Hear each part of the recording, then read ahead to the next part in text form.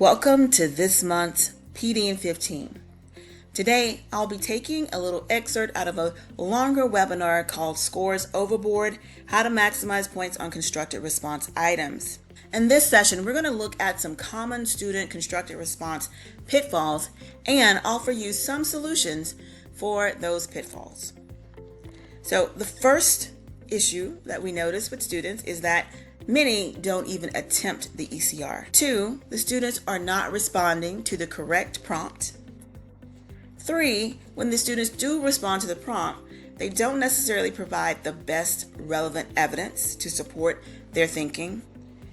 And then 4, the students often fail to accurately explain how their evidence connects to their controlling idea, their thesis, their position statement, and that usually shows up in the form of a lot of repetition for the students.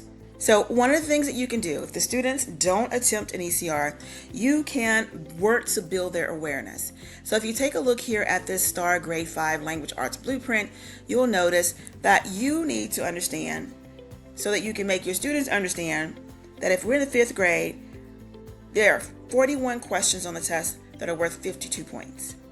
And each one of those points, have your students think of them as a gold coin if you're trying to gamify this, right?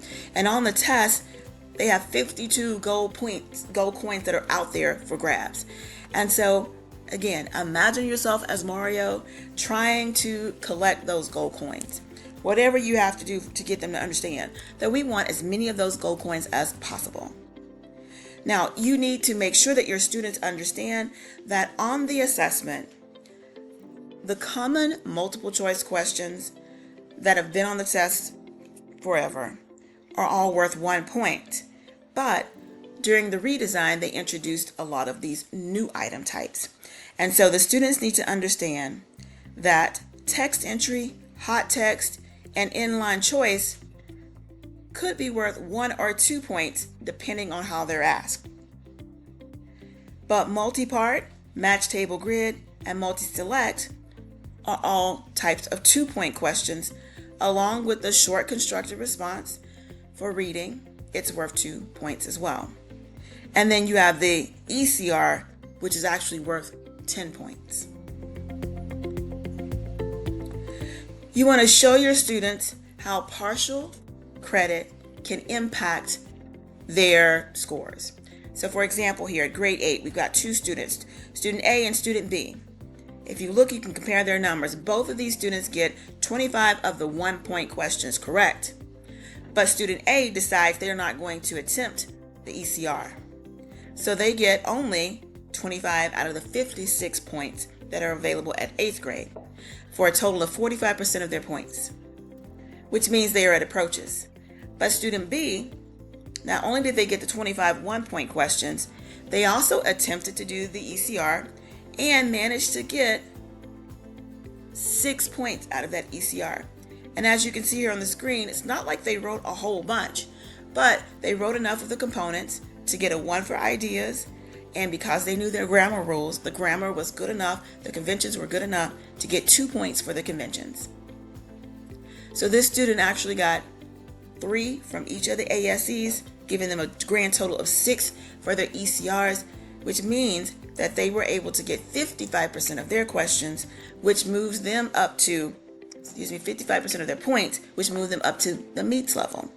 So at a certain point, we've got to start having some really honest conversations with students who may be struggling, and let's show them how it is very possible for them to pick up some points on the ECR, and trying is much better than leaving it blank. You also want to make sure that you're working with those students who left your ECRs blank. You're working on their mindset about the test, and you're showing them some things through the use of goal setting. So if you look here, this is the 5th grade RLA STAR raw conversion chart. And as you can see, in 2024, if a student received 19 points, they scored in the 22nd percentile. And by the state's measures, they were at approaches, which is passing. But if you look at the percentage of points they received out of the 52, 19 out of 52 is only 36.5% of the points. So as you can see, the star scoring or star passing percentage is very low. Now, percentile is not the same as percentage. Percentile means that you scored, in this case, if they got 19 points, then they scored better than 22% of the students who took the assessment that year. I like to use percentages because it's just more common, that a more common form of measurement that the students are used to.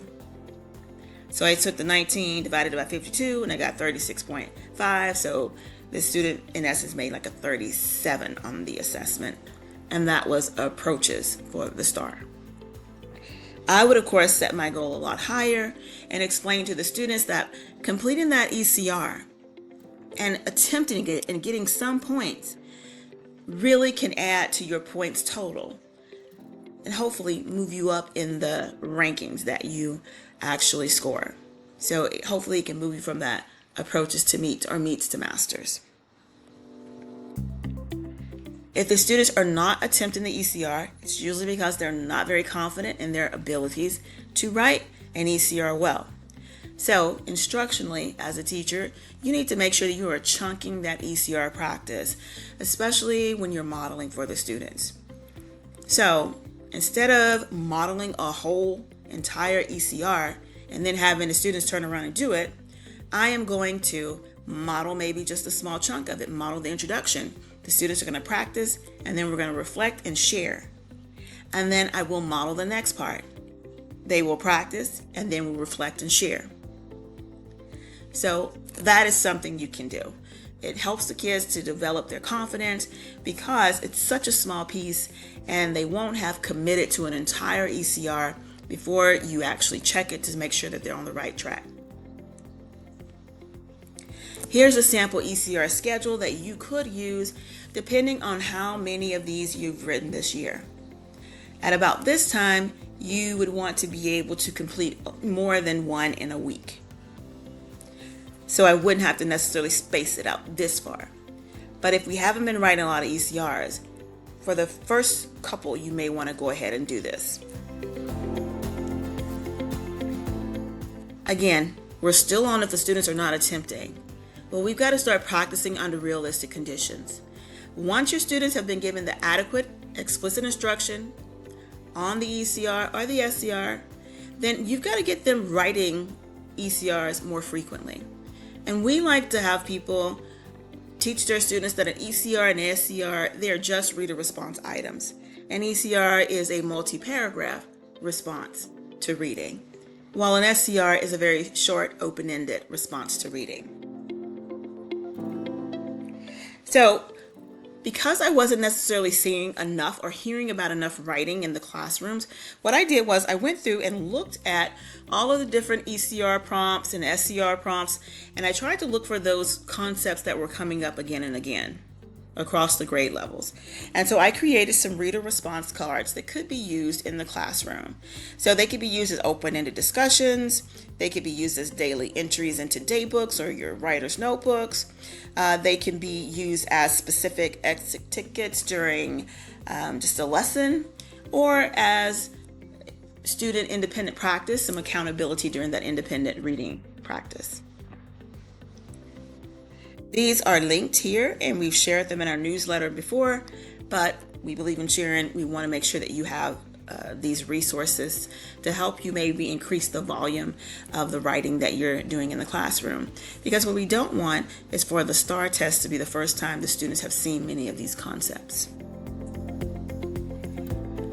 Now, the second mistake that we say students are doing is they are not responding to the right question. And this probably is the biggest issue with why so many students receive zeros on the ECR.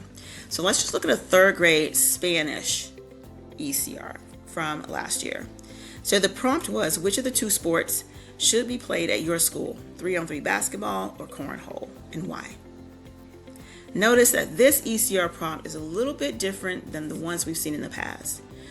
Last year, this third grade prompt, and the 7th grade English prompt were the first times we saw the ECR prompts being written as questions. Up until this point, most of them were written as commands. They said, explain this, explain that. Whereas these two were written as questions. Okay. So anyway, the students had to explain which of these two sports should be played at their own school. Now here's a student response. And the translation says, sports should be practiced in school because sports need to be practiced. And exercise should be done to become good at sports. Well, this student obviously had the wrong question in their minds when they started to respond to this prompt, because they didn't ask them if sports should be played. They asked them which of these two sports that they read about should be played at their own school. And so this is why this student received a 0. Many of the students are not responding to the prompt.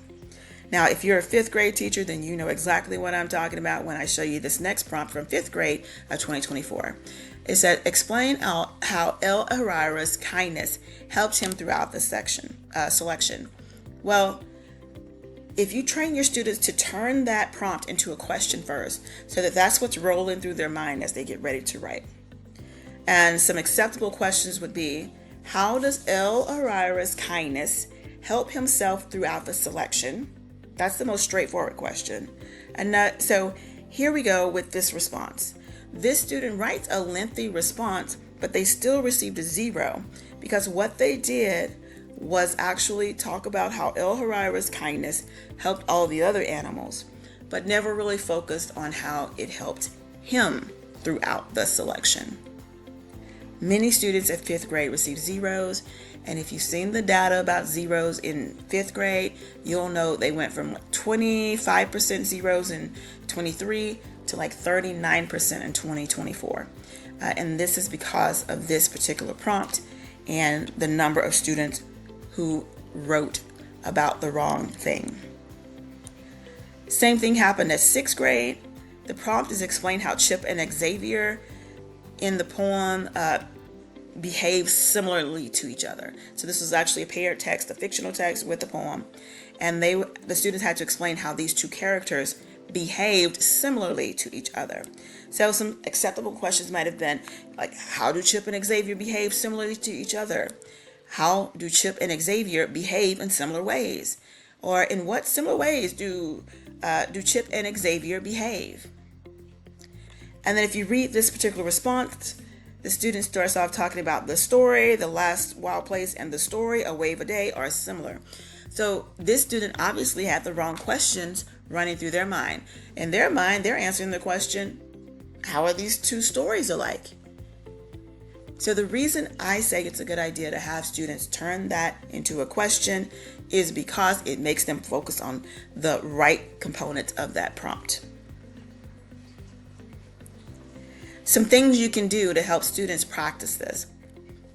I have some little cards here that I made. We play a little game called Name the Hidden Question. So we pull a card and then the students have to rewrite that prompt as a question first. So just giving them practice with pulling out the hidden question, I call it, because most ECR prompts have been written as commands and not questions.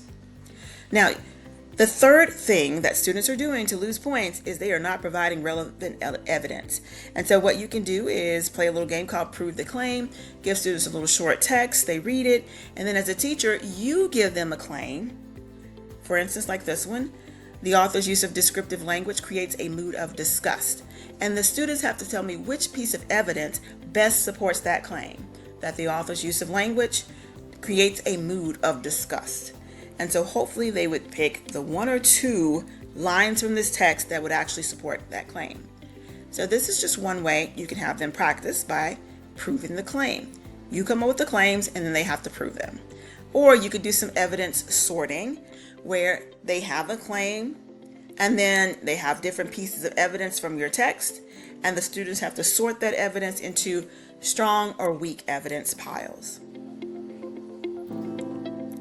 Finally, when you have students who struggle with explaining their evidence, what you're going to have to do is teach them how to basically reword or rephrase that explanation so that they are not just repeating their claim all over again in the same exact words. So for example, this is the poem I see, which I use in one of my trainings.